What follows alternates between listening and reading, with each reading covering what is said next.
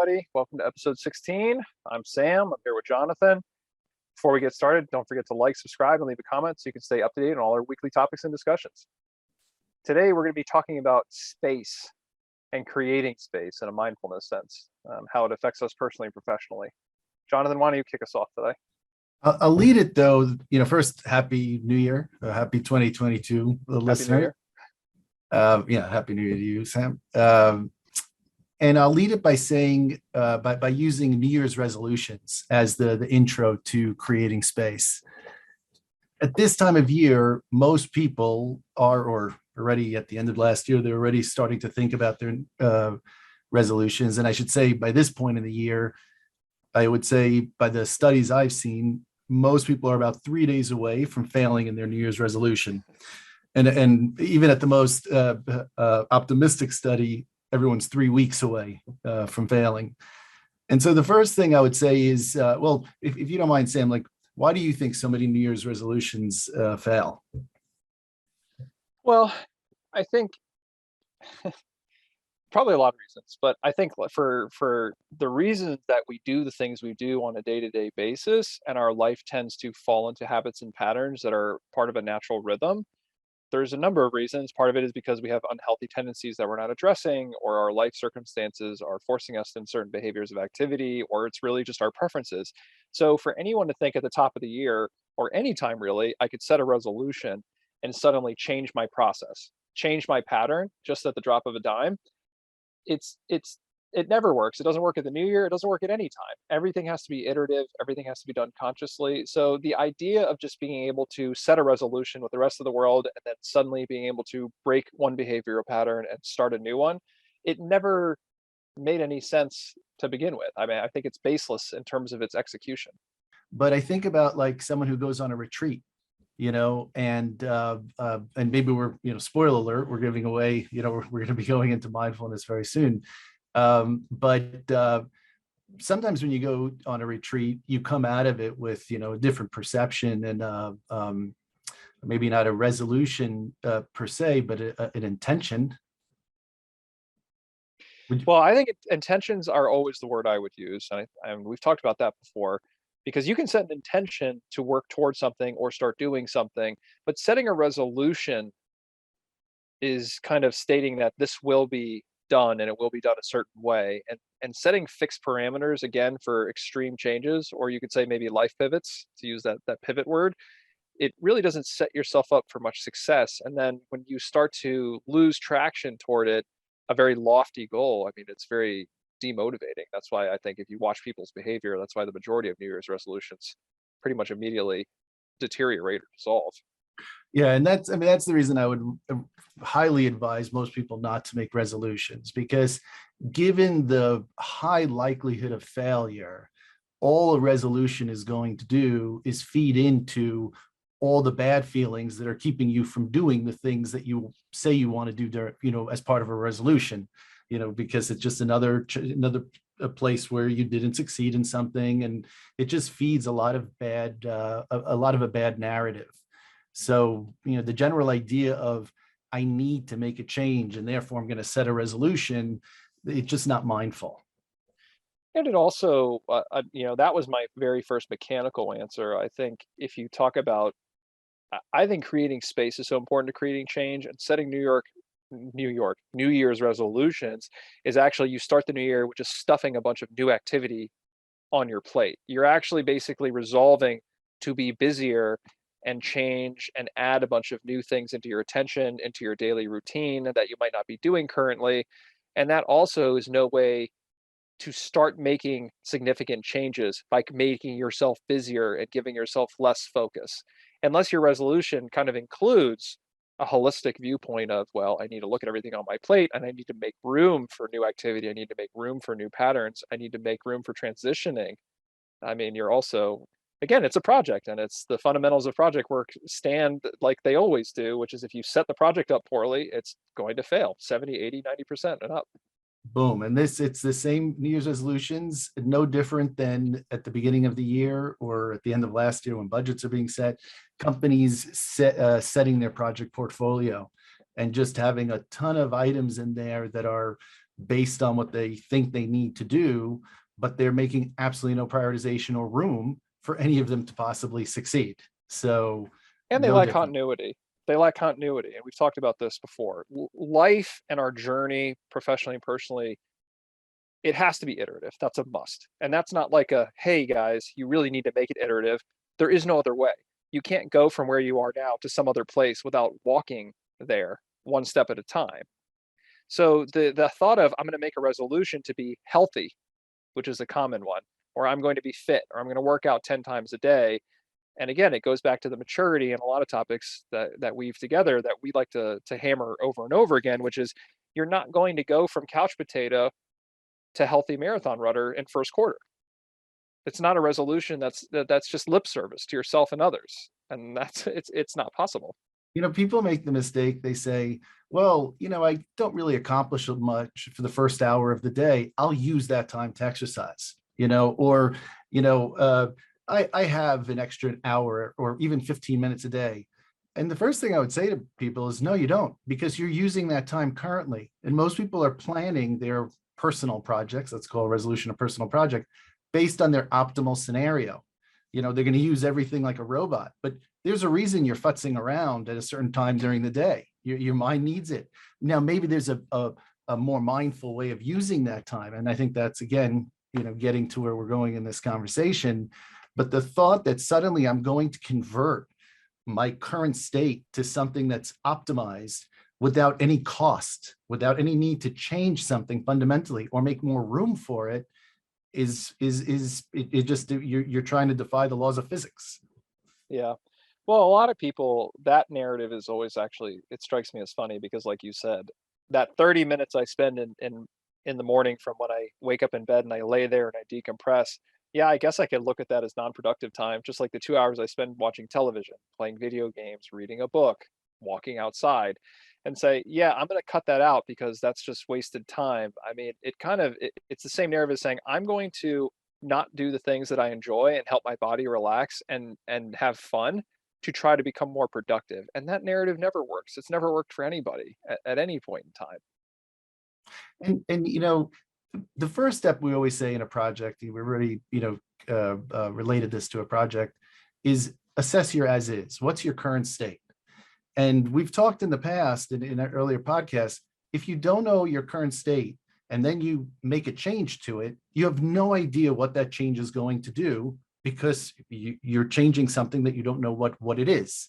So in the case of a New Year's resolution, same thing. If you don't have an accurate sense of yourself and your needs and your wants, and you're truly understanding what you're trying to accomplish and your purpose, it's really, really hard to change that state because you need to know where you are to know how to go from where you are to where you want to go.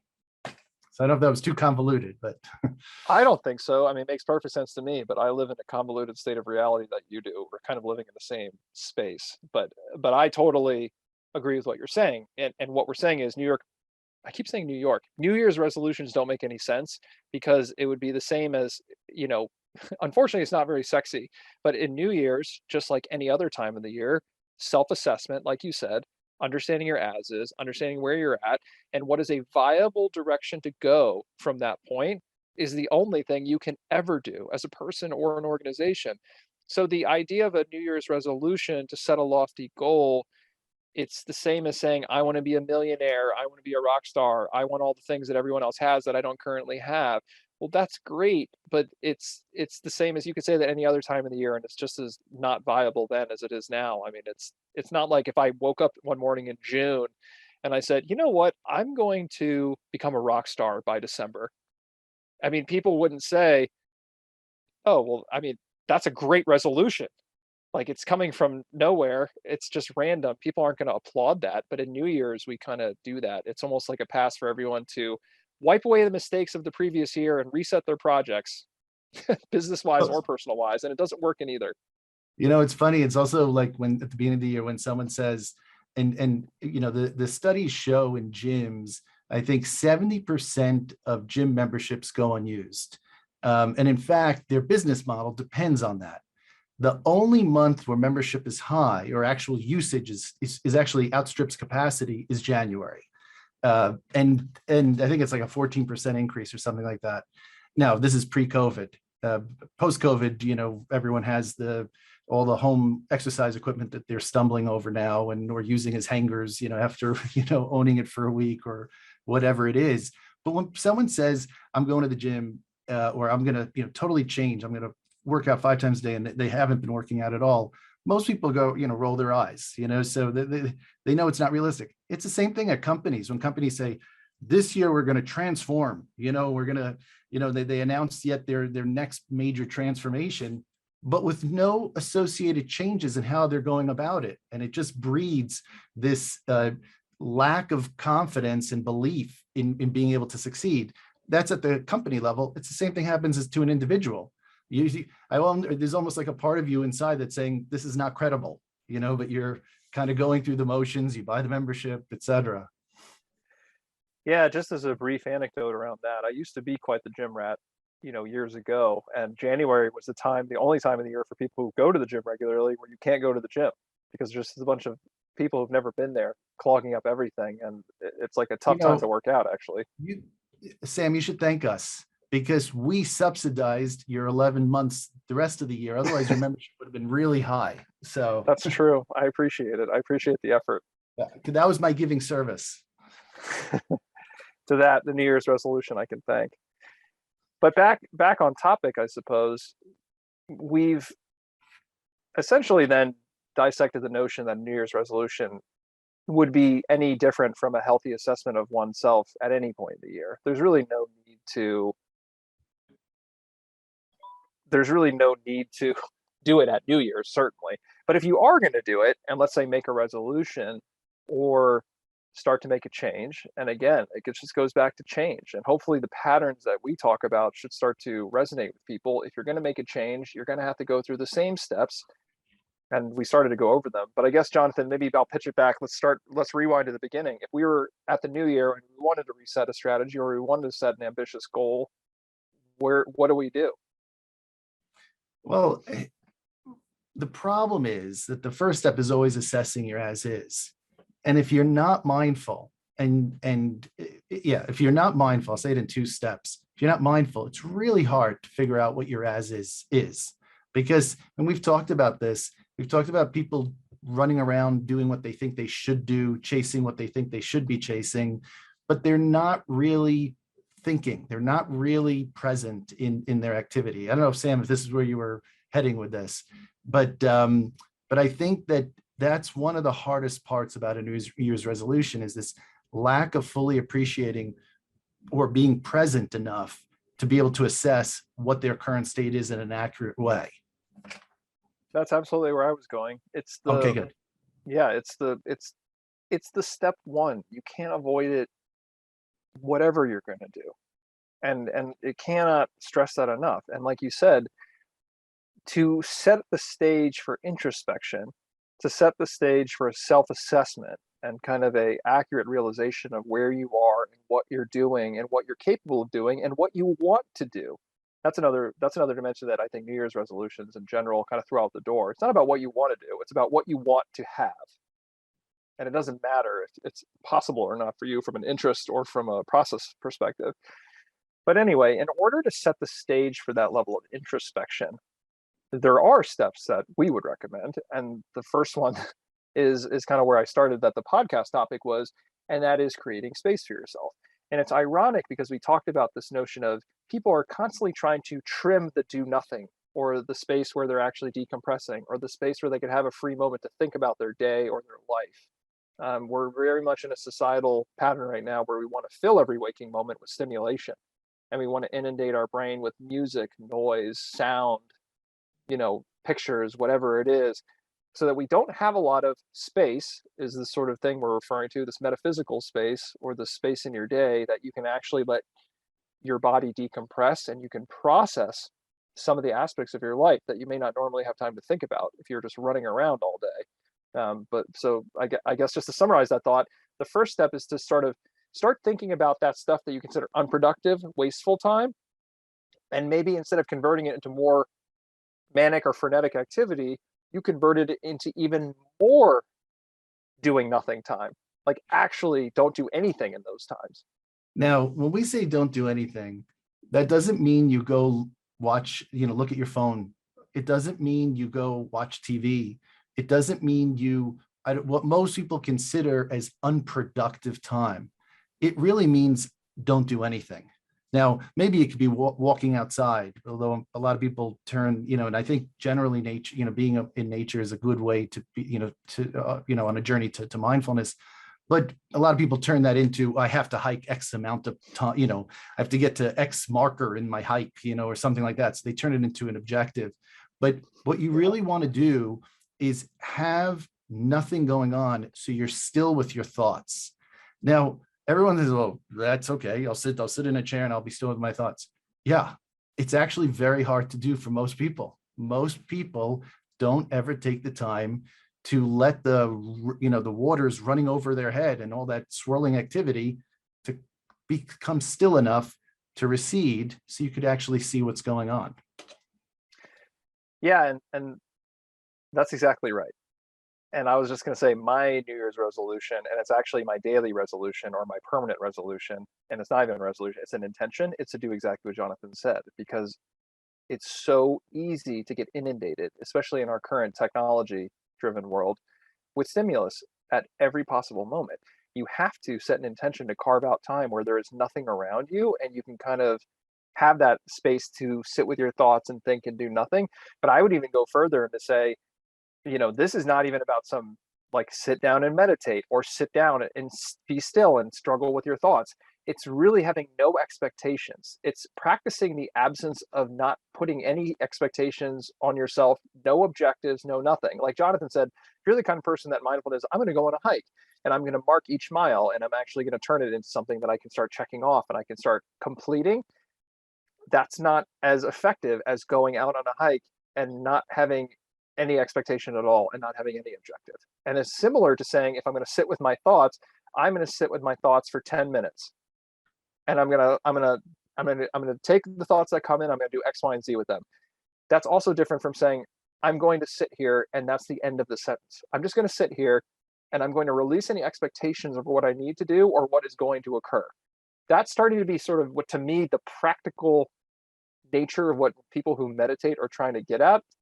But I find it difficult because it was never articulated that way to me, and it's not really articulated that way too much. But it's really you should have creating space is the absence of goals and objectives, It's largely. I always think of it as stillness. It's the ability to be still. And if you don't have the ability, if you can't find the time to be still, you definitely do not have the time to change. You do not have the time or the capability to be able to be successful in a New Year's resolution. I heard someone put it once as you need to have the time to be bored in your day in order to be able to make a change. That wasn't really a mindfulness comment, but actually I think it is pretty mindful, because what we associate with boredom is there's no stimulus coming at us, stimulation. And that's what we're talking about. You're not looking for that stimulation to hide your thoughts from yourself. You're looking for no stimulation so that you're forced to look at your thoughts. Yeah, and your thoughts that are coming to you in that place that Jonathan is describing, in that curated space where you're just with yourself and your body and your mind, and what comes into your mind is often in those times what's bothering you the most, what you actually need to address. That's what the space gets filled with. It gets filled with stuff coming out of your own body. And I know that might be sounding sort of abstract, but you've got to create room for it to come up. And then you start to get hints about what you actually want to address, what's bothering you on a day to day. Why am I overeating? Why am I over drinking? Why am I addicted to television? Why can't I get to the gym?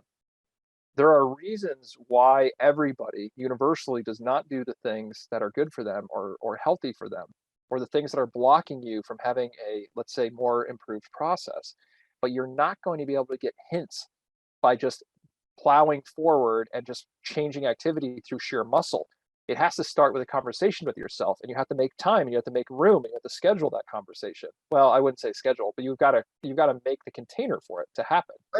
I actually think it's okay if you schedule it, if you do it. If you mark in your calendar an intention to do it, it's not something that most people want to do, because The second you're still, really immediately what surfaces are the real root causes to you not achieving what you want to achieve. Yeah. Like as Sam was saying, and I think that if you're going to go down this path, which definitely is the right one to go, there are two things you want to keep in mind. Be very careful not to judge what you start seeing and what you notice about yourself.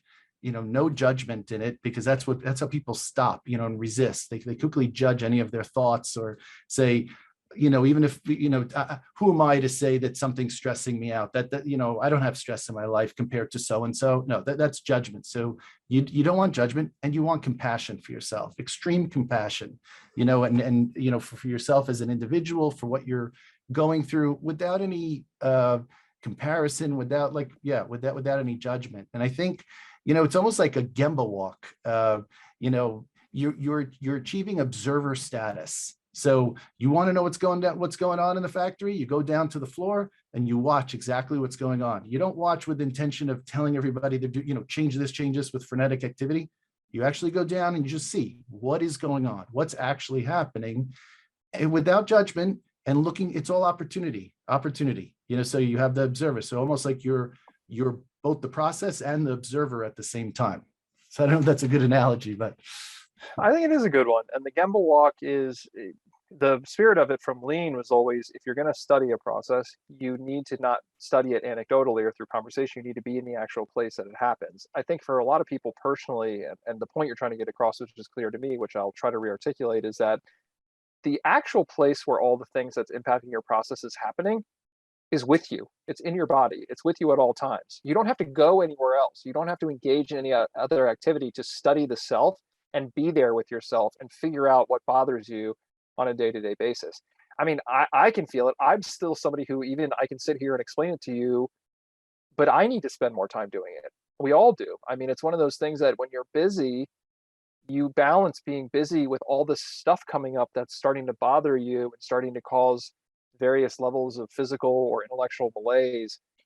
And you've got to set time aside to really sit with it and baseline. Again, using more of a business term, you've got to take a baseline of where you're at right now and what you want to do and what's possible for you to do. And the only way is by, I guess, doing an introspective Gemba walk, sitting with yourself. I mean, we can say it in 15 different ways, but you've got to put your phone away from you. You have to kind of almost, when you're practicing in the beginning, deprive yourself of other easy access forms of stimulation and just be someplace with no goal or objective and just see what happens. That I think is really the first way to start practicing. There's a Russian tradition that before going on a big trip, everyone's like in the house is like packing, everyone's, frenetic activity, got to get it to the airport, wherever, or the train or whatever. Everyone just sits down right before they leave. No matter how frenetic everything is, they have to sit down. Now, the basis of it is not necessarily mindful or full mindfulness, but I love that idea, because I found that at times when I thought, oh, I have this deadline, I have no time for mindfulness or anything, or it is those times that you want to slow down the most, because that's when you're probably just throwing a lot of activity and a lot of energy into something that's not productive. And I bring that up because this idea of having the time to do nothing, or for stillness, I find that it's helpful at any time. And there are times when I have to solve a problem, work problem of some sort, and I'm pounding away. And I've learned over time that your brain, you need some time to process, and you need to be able to step away from it. So this idea of stillness, it's what you need anyway, on top of the benefits that we're talking about now. So I don't know if I'm adding a dimension or if it's the same one, but you have to be able to just, the stillness, when you slow down, you actually become a lot more effective. For sure. And I think it's all adding slightly nuance to what we're trying to say, because it's funny, it's one of those processes that I think once you've started to experience it, you can understand it, you can listen, and you can hear the process, and when people talk about it, and it's all the same, and you've kind of unlocked the mystery. So you've been initiated once you kind of understand what we're talking about, and then you can explain different ways. But I think for people who this is really the first time they've contemplated something like this, it's very difficult to conceptualize, I think, what we're talking about. Or at least I remember it always was for me in the beginning, where you could think, okay, well, if I'm going to sit at work in the middle of a frustrating project, like you were talking about, and I'm taking a deep breath or I'm stepping away, that would be leading to increases in productivity. It's very counterintuitive for people. And when you have such a strong instinct against it because it's against what you learned or it's very counterintuitive, I think it's hard for people to link the dots until you start to try it and you start to see what I think even what Jonathan was just talking about, which is taking that breath. If I'm at my computer and I'm slogging away at a presentation, for example, and I just don't want to do it, sometimes just letting your hands off the keyboard, taking a few deep breaths, and letting the awareness that you are having resistance and you don't want to do it, and letting that carry you away from the activity is kind of what you're talking about. It's so beneficial. If every part of you doesn't want to do it right now, step away, and then what do you want to do? Yesterday, for instance, this happened to me. It's like this is a live thing for me every day. I was working on a presentation. I was really getting to a wall, and I took a second and I thought, what do I want to do right now? And I wanted to be outside, so I went for a jog. And normally, I didn't set like an exercise expectation. I need to exercise today, or I need to do this. It's kind of my body needed to move, and I could feel it, but I'm not going to be able to feel it. I'm not going to be able to listen to it if A, I don't create any stillness or space at any point during my day, and B, if I don't know how to listen and act on it. Because if I'm always overriding my instinct or what I feel like in the moment with the resolution, the plan, they're all proxies for that thing we're always talking about. It's this is the thing that I must achieve, and this is the path that I'm going to take to get it. That's what a resolution is. That's what a project plan can be. That's what all these things are. Instead of just being here now and deciding what do I want to do next. You know, I don't want to keep going off the topic, but I forgot what movie it's in where they retell the story of a famous Super Bowl moment when Joe Montana forgot how much time was left on the clock, and it's a lot of pressure they're behind in the game, fourth quarter, classic moment, and they're in the huddle, and all of a sudden he looks up in the stands and he goes, "Is that John Candy?" Who's a famous actor and comedian, and the whole team just relaxed, like, and everyone's like, how in the world was he so able in that moment to like notice John Candy? I mean, so much is on the line, he's in charge, but he was able to see that. And that's a consistent thing you're going to see with people with high performers. They are very present. They're able to see exactly what's going on. They're not so frenetic in all their activity. It might look like they're frenetic, or it might look like they're mimicking a lot of movement, but they're also very still. They could slow down time, and that's it's a dimension of what we're talking about here.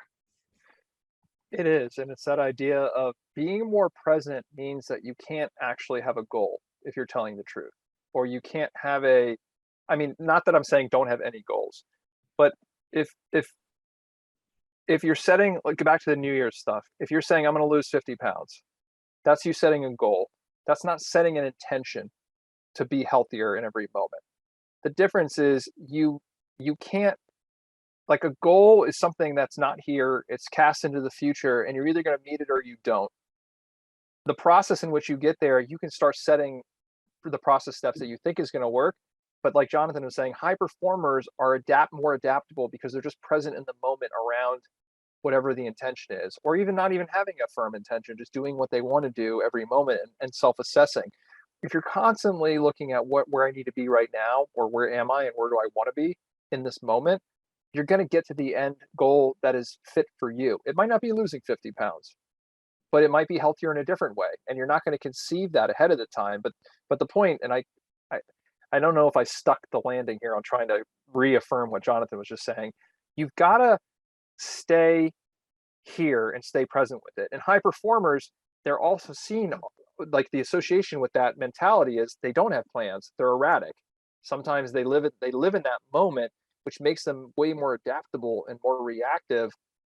But then they're high performing, and people get vexed because, well, you didn't set a plan. You didn't wake up today or in the new year with, like, you didn't do any goal setting. You didn't do anything. They don't care. They oftentimes they dismiss a lot of that. Same thing in the corporate space. Leaders in the corporate space, they don't waste a lot of time with making people do a lot of manual reporting, sitting around doing 10-year plans, doing a lot of things. They're a lot of times they're decisive, they're present, they don't get paralyzed by overthinking and analysis. I mean, I'm saying that because there's a parallels. If you're Joe Montana, you're the CEO of a great company, you're the person who actually hit their New Year's goals from the outsider's perspective. They're all practicing these same fundamental concepts, is what we're trying to highlight. But I also want to, within the your comments just now, you talked about like looking ahead at the goal. The problem with, let's say, a diet or exercise, there's something called present bias. You know, how you're looking at the future. It's very, very hard for someone to project themselves in the future and the consequence of whatever they're doing right now. Right now, I'm super stressed. Right now, eating this candy is going to make me feel better. You know, and that's as far as the conversation goes. And you know, there's studies about projecting yourself in the future in that moment. But when you're mindful, you see both at the same time. And the way you do that is, at the end of the day, when someone's eating poorly consistently, it doesn't feel good in the moment. They're not aware of it because they're all in their thoughts. But if you're really present with your body, it does not feel good to eat poorly all the time. And you'll feel that impact. You'll be able to feel how it's going to feel when the food gets in your stomach if you're more mindful, and time compresses. And so I think what, you know, it's not the lack of, not fully the lack of having a goal. It's the ability to see the moment in your activity right now and the future at the same time without it being separate entities. So now we're really getting esoteric, but that to me is what real mindfulness is. Right. Yeah. Now you're really getting me jazzed up. If we want to talk about the collapsing of time and what presence actually is in terms of linear time and practicality, but I think we should stow that one away. But I totally agree with you, which is the more mindful you are being, the more you can understand how your actions impact the things around you in totality. Let me put it that way. So it's slightly less esoteric, although I don't know if I actually succeeded in that. But I think it drives back, all of this drives back to the point of, if you want to do anything, you've got to know where you're at. I can't say it enough. So, I mean, like, again, 100%. we're kind of And driving it all back in circles, but I don't want to, it's one of those topics that I'm just afraid of meandering. So I want everyone who's listening with us to know it doesn't matter what you want to do or how you're going to do it if you can't listen to your own interests and what your own body and your own mind actually wants to do. Like Jonathan said, if you want to get healthy, but right now all you want to eat is candy, you're going to eat the candy. You've got to well, listen to why that's the case before you can do anything else. people always say to replace the word "I need to" do a goal with "I want to." And you were just saying, like, what do you know truly want? The reason why it fails is, if you're living your life based on what you think you should be doing, then what that person needs and wants might be what you're projecting as your goal, but you have no clue what you actually want, the voice that you're actually not listening to at any given time. So to bring it back to, you know, some things that are, you know, something that's a lot more practical, again, if you do want to change something, your first step is assess honestly where you are now. And do you have the capability to make this change? You know, making it a lot more practical. I'm moving a little bit away from the mindfulness, but do you have that capability? Just like in a project, do you have all the skills that you need? And do you have the time? And by that, if you have not deprioritized something else and you're trying to make a change, you're not serious in your intention, because there is no way you're going to add some major change to how you're performing and not take something away and hope that suddenly time is going to, you'll be able to just make this change. So I do believe that is an element. Oh, Sam, I see you're, oh, I thought you were going to say something about that. Or Oh, I mean, I've got millions of things always, I'm always just primed to say oh, whatever, but no, I wasn't gonna, I had no reason to interrupt. Yeah, it just, I always love how it gets, especially when you get into more practical, though, when you start talking about project planning again. So we kind of flipping between business and personal more fluidly with this language. But I mean, as you mentioned, you would never start the project with, I want to get healthy or I want to lose the weight or whatever. You can start that way, but this is what we're always saying in project planning. You have to do a root cause analysis too, because there's a lot of different reasons there's a lot of different ways to get to a goal, and the way that you pick has to be based on the problem. Like we're always talking about, you have to analyze what the problem is, because in resolving the problem, that's how you can unblock your organization or yourself to get to the goal that you're trying to do. So in the case of weight loss as our kind of prime example, because that's a huge one for everyone in the new year, typically, why are you having a weight issue? Because I could line 100 people up, and they all may want to have be more healthy or lose weight in the new year, but they could all have 100 distinct problems. And think about that for a second, because that's why, it comes back to what Jonathan and I are talking about, is creating space to analyze yourself, take a baseline, understand the problem, understand what's blocking you. That has to be step one, no matter what you're doing, because I could have somebody who's overweight because they're addicted to sugar. I could have somebody who eats because they eat as a nervous habit, or they are trained to do that from culturally. I could have somebody who's actually already underweight and they have a more severe disorder, which is driving their weight loss goal. All those different problems, the answer is not sign up for the gym to solve them all. That's just completely solution focused. It's the solution monomania setting in. These are all things that if people actually wanted to resolve their intentions, like Jonathan is saying, do you actually want to do this work? Do you actually want to be successful? You've got to sit down and look at, what is the root cause? What is the problem? Am I eating as a coping mechanism? Like I said, am I eating for this? Am I eating for that? And a lot of people, they don't, if you're going to solve those are heavy problems, and you need to think of a project plan. You need to create the space. You may need to see a therapist to get healthy in the new year. You know, These are the things. Seinfeld has a very good bit on being at a buffet and just watching the plates, the heaping plates of everybody's emotional problems walking around, or being carried around, people carrying their emotional problems around, and I think that's 100% accurate, of course.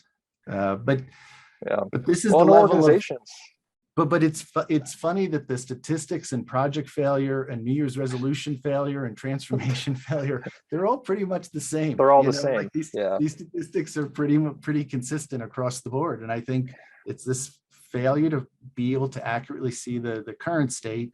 And then, of course, the next step is, let's say, okay, so now you have a good understanding of it all, et cetera. Now you need a plan to execute. You can't just think that, well, because just like we talked about, like having a system is going to suddenly make us more efficient and there'll be no cost to this change. It's the same exact thing. I'll eat better, I'll feel better, I won't have emotional problems, everything will be great. Like, no, there's a cost to this change. You need to plan for it. You need to plan the transition state. So they're very, very critical. And it also flies in the face of, in the personal space, the mantra of kind of manifesting. And again, that's almost another way to say, focus on the solution. It's not healthy. It's really, you got to focus on the things that nobody wants to talk about. Focus on the problem. Focus on where you're at and why. And like you said, for organizations, they do this too. They fail their New Year's resolutions every year, and nobody ever starts the year saying, why don't we all sit in a room and look at what our capability is and where we're at and what's blocking us from succeeding in projects? How many times have I seen that in an organization?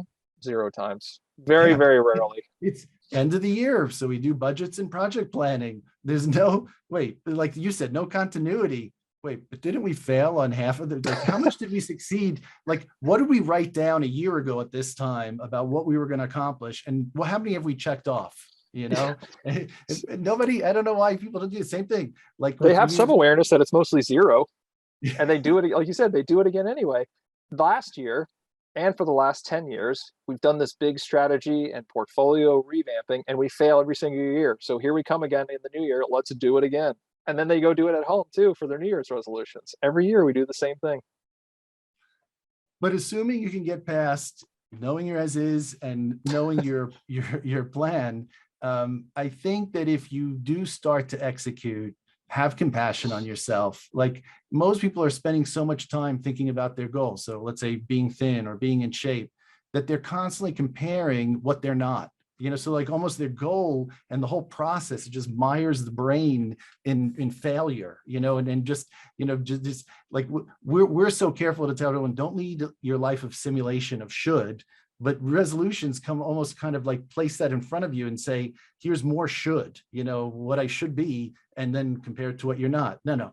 So have compassion and appreciate that any success that you do, you should pat yourself on the back dramatically and take those moments, because this change is hard and most people are not succeeding. I don't know why. It's almost like people are disappointed or surprised if they fail in their New Year's resolution.